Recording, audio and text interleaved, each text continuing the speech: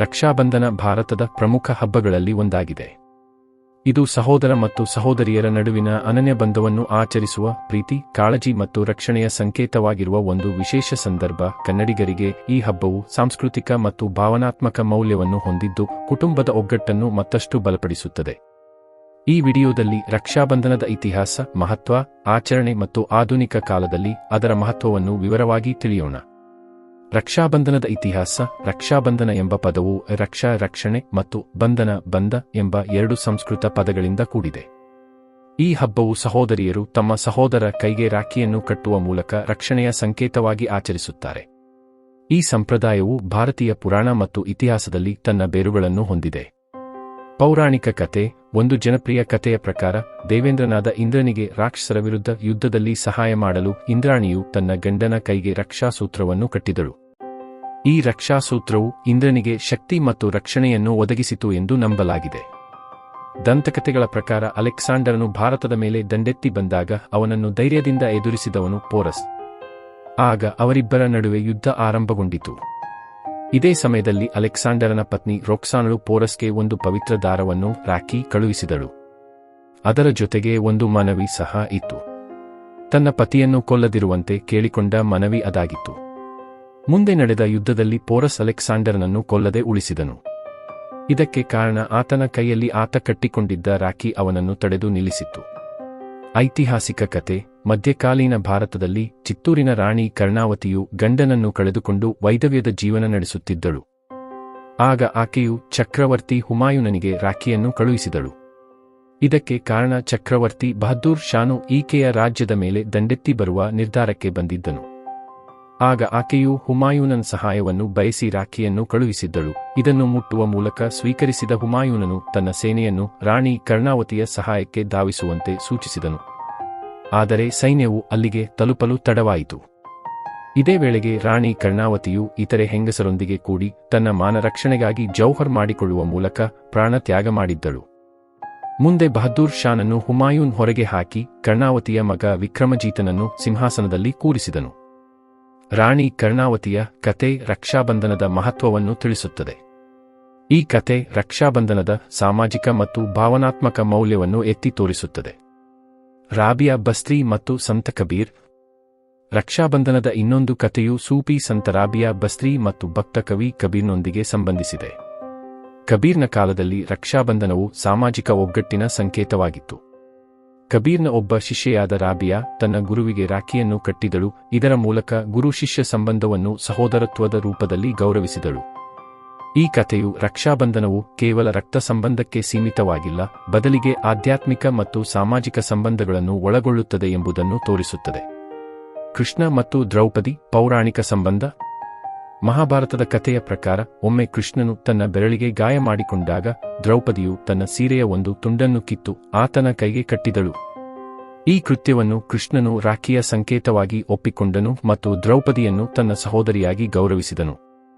ನಂತರ ದ್ರೌಪದಿಯು ಕೌರವರಿಂದ ಅವಮಾನಕ್ಕೊಳಗಾದಾಗ ಕೃಷ್ಣನು ಆಕೆಯ ರಕ್ಷಣೆಗೆ ಧಾವಿಸಿದನು. ಇದು ಚೀರವಸ್ತ್ರ ಘಟನೆಯಾಗಿ ಪ್ರಸಿದ್ಧವಾಯಿತು. ಈ ಕಥೆಯು ರಕ್ಷಾಬಂಧನದ ರಕ್ಷಣೆಯ ಭರವಸೆಯನ್ನು ಐತಿಹಾಸಿಕ ಮತ್ತು ಪೌರಾಣಿಕ ಸಂದರ್ಭದಲ್ಲಿ ಎತ್ತಿ ತೋರಿಸುತ್ತದೆ.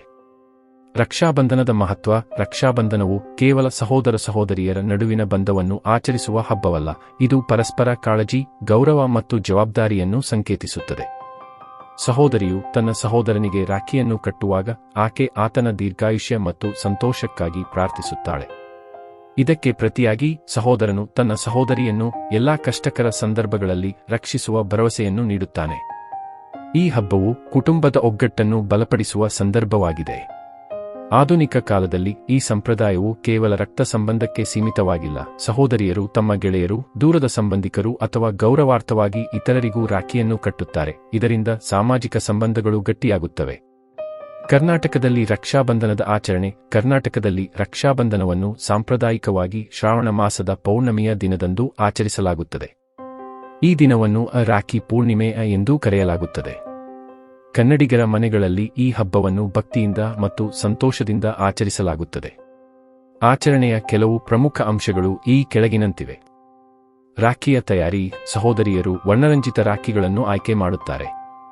ಇವುಗಳಲ್ಲಿ ರೇಷ್ಮೆ ದಾರ, ಮಣಿಗಳು, ಚಿನ್ನ ಬೆಳ್ಳಿಯ ಆಭರಣಗಳಂತಹ ಅಲಂಕಾರಿಕ ವಸ್ತುಗಳಿರುತ್ತವೆ. ಕೆಲವರು ತಾವೇ ರಾಖಿಗಳನ್ನು ಕೈಯಿಂದ ತಯಾರಿಸುವುದೂ ಇದೆ. ಪೂಜೆಯ ವಿಧಾನ: ರಾಖಿಯನ್ನು ಕಟ್ಟುವ ಮೊದಲು ಸಹೋದರಿಯರು ಒಂದು ತಟ್ಟೆಯಲ್ಲಿ ರಾಖಿ, ಕುಂಕುಮ, ಅಕ್ಷತೆ, ದೀಪ, ತಾಮ್ರದ ಹೂವು ಮತ್ತು ಸಿಹಿತಿಂಡಿಗಳನ್ನು ಇಡುತ್ತಾರೆ. ಮನೆಯ ಪೂಜಾ ಕೋಣೆಯಲ್ಲಿ ದೇವರಿಗೆ ಪೂಜೆ ಸಲ್ಲಿಸಿ ರಾಖಿಯನ್ನು ಶುದ್ಧೀಕರಿಸಲಾಗುತ್ತದೆ. ರಾಖಿ ಕಟ್ಟುವ ವಿಧಾನ: ಸಹೋದರಿಯು ತನ್ನ ಸಹೋದರನ ಬಲಗೈಗೆ ರಾಖಿಯನ್ನು ಕಟ್ಟುತ್ತಾಳೆ. ಈ ಸಂದರ್ಭದಲ್ಲಿ ಆಕೆ ಕುಂಕುಮ, ಅಕ್ಷತೆಯನ್ನು ತನ್ನ ಸಹೋದರನ ಹಣೆಗೆ ಇಡುತ್ತಾಳೆ ಮತ್ತು ಆತನಿಗೆ ಸಿಹಿತಿಂಡಿಯನ್ನು ತಿನ್ನಿಸುತ್ತಾಳೆ. ಸಹೋದರನು ತನ್ನ ಸಹೋದರಿಗೆ ಉಡುಗೊರೆಯನ್ನು ನೀಡುತ್ತಾನೆ. ಇದು ತನ್ನ ಪ್ರೀತಿ ಮತ್ತು ಕಾಳಜಿಯನ್ನು ವ್ಯಕ್ತಪಡಿಸುವ ಒಂದು ಸಂಕೇತವಾಗಿದೆ. ಕುಟುಂಬದ ಒಗ್ಗಟ್ಟು: ಈ ದಿನ ಕುಟುಂಬದ ಎಲ್ಲ ಸದಸ್ಯರು ಒಟ್ಟಿಗೆ ಸೇರಿ ಸಿಹಿತಿಂಡಿಗಳನ್ನು ತಿನ್ನುತ್ತಾರೆ ಮತ್ತು ಸಂತೋಷದ ಕ್ಷಣಗಳನ್ನು ಕಳೆಯುತ್ತಾರೆ. ಕರ್ನಾಟಕದಲ್ಲಿ ಕೆಲವು ಕಡೆ ಈ ದಿನಕ್ಕೆ ವಿಶೇಷವಾಗಿ ಕೇಸರಿ ಬಾತ್, ಒಬ್ಬಟ್ಟು, ಮೈಸೂರು ಪಾಕ್ ಮುಂತಾದ ಸಿಹಿತಿಂಡಿಗಳನ್ನು ತಯಾರಿಸಲಾಗುತ್ತದೆ. ಆಧುನಿಕ ಕಾಲದಲ್ಲಿ ರಕ್ಷಾಬಂಧನದ ಆಚರಣೆಯು ಸಾಂಪ್ರದಾಯಿಕತೆ ಮತ್ತು ಆಧುನಿಕತೆಯ ಸಮ್ಮಿಲನವಾಗಿದೆ. ಇಂದಿನ ದಿನಗಳಲ್ಲಿ ರಾಖಿಗಳು ಕೇವಲ ಸಾಂಪ್ರದಾಯಿಕವಾಗಿರದೆ ಆಧುನಿಕ ವಿನ್ಯಾಸಗಳೊಂದಿಗೆ ಡಿಜಿಟಲ್ ರಾಖಿಗಳು, ಕಾರ್ಟೂನ್ ರಾಖಿಗಳು ಮತ್ತು ವೈಯಕ್ತಿಕ ರಾಖಿಗಳಾಗಿಯೂ ಲಭ್ಯವಿವೆ. ಆನ್ಲೈನ್ ವೇದಿಕೆಗಳ ಮೂಲಕ ಸಹೋದರಿಯರು ತಮ್ಮ ಸಹೋದರರಿಗೆ ರಾಖಿಯನ್ನು ಕಳುಹಿಸಬಹುದು. ಇದು ದೂರದಲ್ಲಿರುವ ಕುಟುಂಬ ಸದಸ್ಯರನ್ನು ಸಂಪರ್ಕಿಸುವಲ್ಲಿ ಸಹಾಯ ಮಾಡುತ್ತದೆ. ಇದರ ಜೊತೆಗೆ ರಕ್ಷಾಬಂಧನವು ಇಂದು ಕೇವಲ ಸಹೋದರಿಯರ ನಡುವಿನ ಬಂಧಕ್ಕೆ ಸೀಮಿತವಾಗಿಲ್ಲ. ಸ್ನೇಹಿತರು, ಸಹೋದ್ಯೋಗಿಗಳು ಮತ್ತು ಇತರ ಸಾಮಾಜಿಕ ಸಂಬಂಧಗಳಿಗೂ ಈ ಸಂಪ್ರದಾಯವು ವಿಸ್ತರಿಸಿದೆ. ಇದು ಸಾಮಾಜಿಕ ಒಗ್ಗಟ್ಟಿನ ಸಂಕೇತವಾಗಿ ಬೆಳೆಯುತ್ತಿದೆ. ರಕ್ಷಾಬಂಧನದ ಸಂದೇಶ: ರಕ್ಷಾಬಂಧನವು ಕೇವಲ ಒಂದು ಹಬ್ಬವಲ್ಲ, ಇದು ಕುಟುಂಬದ ಪ್ರೀತಿಯನ್ನು, ಸಾಮಾಜಿಕ ಒಗ್ಗಟ್ಟನ್ನು ಮತ್ತು ಭಾವನಾತ್ಮಕ ಸಂಬಂಧಗಳನ್ನು ಗೌರವಿಸುವ ಸಂದರ್ಭವಾಗಿದೆ. ಈ ಹಬ್ಬವು ನಮಗೆ ಕಾಳಜಿ, ರಕ್ಷಣೆ ಮತ್ತು ಗೌರವದ ಮೌಲ್ಯವನ್ನು ಕಲಿಸುತ್ತದೆ.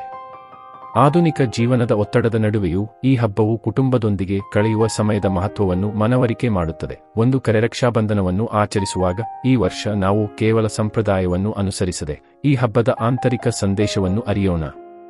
ನಮ್ಮ ಸಹೋದರಿಯರಿಗೆ, ಸ್ನೇಹಿತರಿಗೆ ಮತ್ತು ಕುಟುಂಬಕ್ಕೆ ನಾವು ನೀಡುವ ಪ್ರೀತಿಯ ಬಂಧವನ್ನು ಗಟ್ಟಿಗೊಳಿಸೋಣ.